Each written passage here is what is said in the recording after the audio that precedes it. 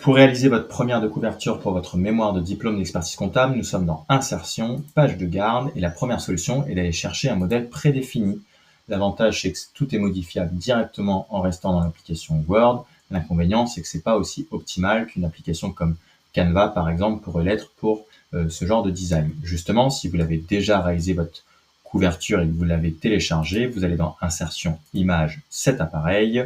Ici, moi, elle est sur le bureau, je vais la sélectionner et je fais insérer.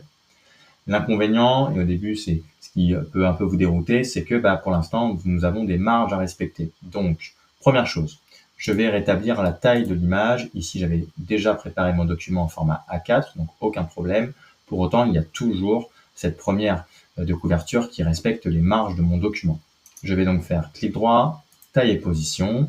J'en profite pour vérifier qu'on est bien en format A4, 21x29,7. Je corrige si ce n'est pas le cas. Dans habillage du texte, je vais mettre haut et bas. Et dans position, je vais faire alignement à gauche par rapport à ma page, alignement en haut par rapport à ma page.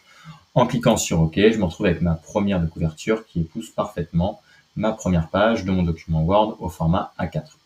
Les éléments qui sont indispensables sont donc le fait de situer la session avec le mois et l'année, situer aussi le fait que votre titre soit en lettres capitales, la notion de mémoire aussi, avec le diplôme d'expertise comptable, et votre prénom suivi de votre nom, lui aussi en lettres capitales, et de votre adresse postale, c'est très important. Ensuite, il n'y a pas du tout d'obligation de mise en page, vous pouvez rester sur quelque chose de sobre ou quelque chose d'un peu plus poussé. Tout est libre par rapport à vous, ni par exemple sur le type de police, le type de taille ou la couleur. Voilà donc les deux solutions possibles pour avoir votre première de couverture dans votre document Word.